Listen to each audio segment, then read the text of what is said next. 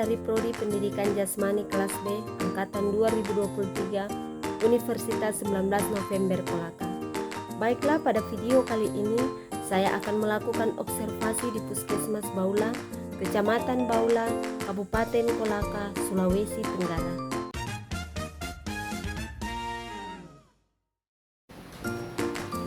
Selamat siang.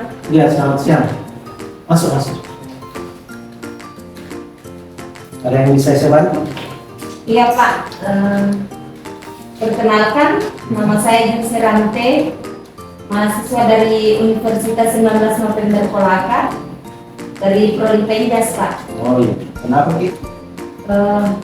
Saya ingin mengadakan penelitian di Puskesmas Baula Pak, yang berhubungan dengan mata kuliah ilmu kesehatan dan penyakit. Penelitian bagaimana? Di sini Pak yang saya mau teliti ada beberapa hal, yaitu jenis penyakit yang paling banyak ditemui di Puskesmas khususnya Kecamatan Baula. Ya, jadi sebelum saya jelaskan, saya perkenalkan diri dulu. Nama saya Mapatianus. Tadi memang sudah diarahkan sama kampus, beliau lagi ada kegiatan, jadi beliau mendedikasikan ke saya untuk menerima adik-adik mahasiswa yang katanya menghadiri datang. Saya di sini selain sebagai perawat, saya juga mengelola laporan dan pencatatan di puskesmas ini. Ya, mungkin itu sekilas tentang saya, dan selanjutnya apa yang mau ditanya-tanyakan untuk kebutuhan ada tanah atau apa? Ya, terima kasih Pak. Di sini yang saya mau tanyakan, yang pertama itu ada berapa jenis penyakit yang paling banyak sering diderita di masyarakat, khususnya di wilayah Puskesmas Baula ini Pak? Nah, kebetulan kita di puskesmas ini setiap bulan itu ada laporan yang namanya LB1. LB1 itu di situ mencatat ada 10 jenis penyakit terbesar setiap bulannya. 10 jenis penyakit terbesar. Dan dari pencatatan dan laporan yang ada di data saya ini, khusus bulan April itu penyakit terbesar adalah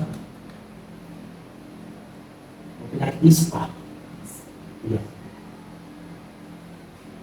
Penyakit ISPA.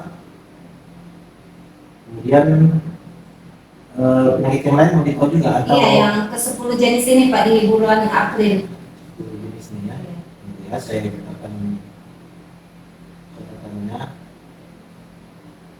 Jangan sampai saya sampaikan terus salah ya. Tidak apa-apa ya? Iya.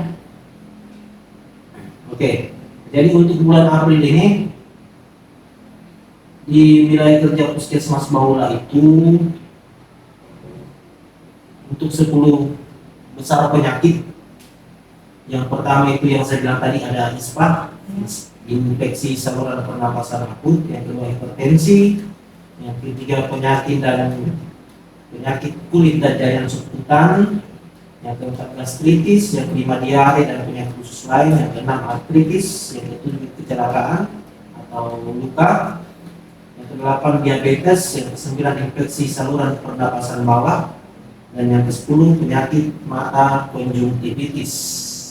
Itu 10 besar penyakit yang khusus datanya di bulan April ini. Ya, kemudian dari ke-10 jenis penyakit yang banyak diderita masyarakat khususnya di Kecamatan Baula ini, kemudian yang paling teratas itu ISPA ya? Iya, ISPA. Kemudian apakah penyakit ISPA ini tergolong penyakit menular atau tidak? Iya. Jadi ISPA atau infeksi saluran pernapasan akut itu merupakan penyakit menular. Karena dia penyakit pernapasan, jadi tentu dia menular melalui hal-hal yang berhubungan dengan pernapasan. Paling sering itu droplet, atau misalnya dia batuk atau berdekatan kemudian kena percikan ludah dan sebagainya. Jadi memang ini ISPA penyakit menular menular melalui saluran pernapasan. Kemudian Pak, bagaimana cara atau dampak penyakit terhadap korban? Kalau penyakit ispa bukan korbannya, tapi penderita. Iya, penderita. Korban itu ya kecelakaan, atau kalau penyakit ya namanya penderita. Jadi saya luruskan pandangannya Ibu ya. Kalau dampaknya itu ketika seseorang terdampak atau menderita penyakit ispa ini, sebenarnya ini penyakit yang terlalu banyak ditemukan di masyarakat. Ya. Jadi dia itu akan menderita batuk, kemudian pilek dan biasa hidung berair begitu, kemudian biasa juga sakit tenggorokan, sakit menelan, sesak nafas, kadang demam, kurang nafsu makan, dan banyak lagi yang berdampak pada penderita ispa ini. Ya, berarti para penderita ISPA ini apakah sampai mengganggu, apakah itu kegiatan belajar atau bekerja atau aktivitas sosial lainnya bagi pasien? Sebenarnya itu relatif ya, tergantung dari daya tahan tubuh masing-masing. Kalau daya tahan tubuhnya kuat, ya mungkin ISPA-nya ini hanya ya sekedar gejala ringan saja. Tapi kalau dia punya daya tahan tubuh yang tidak bagus, maka tentu ini akan mengganggu aktivitasnya, akan mengganggu pekerjaannya, termasuk bagaimana dia bersosialisasi dengan lingkungannya, karena dia pasti dia demam, kemudian nyeri otot, jadi sakit kepala, akhirnya aktivitas itu agak sulit untuk dilakukan. Jadi memang mengganggu bagi yang perkara tubuhnya tidak bagus. Ya. Kemudian Pak, apa kira-kira faktor penyebab utama munculnya penyakit ISPA ini? Kalau penyebab utamanya, ya namanya infeksi pasti disebabkan oleh mikroorganisme atau kuman kalau bahasa awamnya, kuman. Di sini biasa ada dua mikroorganisme yang paling sering menyebabkan ISPA. Yang pertama itu virus, dan yang kedua bakteri. Virus ini ada banyak, ada virus virus influenza, ada rhinovirus. Kalau bakteri ya jenis Streptococcus, ada banyak macamnya. Yang jelas penyebab utamanya itu ada infeksi dari virus atau bakteri. Dari sekian jenis penderita ISPA ini Pak, di Kecamatan Baula, kira-kira desa mana yang paling banyak masyarakatnya terkena penyakit ISPA ini? Sekali lagi dari catatan dan laporan Puskesmas, untuk kasus ISPA di bulan April ini penyebarannya yang terbesar itu berada di Desa Baula. Desa Baula, kemudian termasuk yang kedua itu Kelurahan Bundoho, dan yang paling sedikit menurut catatan ini, paling sedikit penderitanya untuk bulan April ini dia di Desa Uroda. Ya. Apakah ini juga Pak berpengaruh dengan gaya hidup atau kebersihan lingkungan atau pola makan? ISPA ya, gaya hidup bisa, pola makan bisa, kesehatan lingkungan bisa, tapi ada yang memang pengaruh langsung, ada yang mungkin berpengaruh sekunder ya. Contohnya pola makan misalnya. Ketika kita tidak teratur makan, tentu kondisi fisik kita tidak bagus. Daya tahan tubuh kita akan menurun sehingga kita akan mudah terkena penyakit ISPA. Kalau dari segi lingkungan itu dampaknya itu dia langsung, karena lingkungan yang ada di sekitar kita ketika terjadi polusi udara itu langsung kita hirup, sehingga mungkin ada virus-virus bakteri yang ada di situ bisa mengenai kita ya. Jadi ada yang berdampak langsung, ada yang memang termasuk dengan gaya hidup tadi. Contoh, orang yang merokok itu Itu kan gaya hidup yang tidak sehat. Iya. Ya jangankan virus, dia sendiri sengaja memasukkan racun sehingga saluran napasnya ini rawan untuk terserang penyakit ispa. Ya. Berarti mungkin juga Pak, karena di sini saya lihat banyak daerah tambang ya, salah satunya. Bisa Mungkin, jadi ya. karena yang saya bilang tadi polusi udara Iya. juga termasuk. Terus kira-kira apa yang dilakukan atau langkah-langkah yang dilakukan puskesmas untuk menangani penyakit tersebut, khususnya penderita HISPA? Apakah diadakan penyuluhan atau imunisasi atau hal-hal yang lain mungkin dilakukan? Jadi di puskesmas itu kalau kita sekarang paradigma pelayanan kesehatan kita itu sudah berdasarkan Kemenkes ya, keputusan Menteri Kesehatan nomor 0107 Menkes 2023 tentang integrasi pelayanan kesehatan primer. Pelayanan kami ini sudah dibagi dalam klaster-klaster.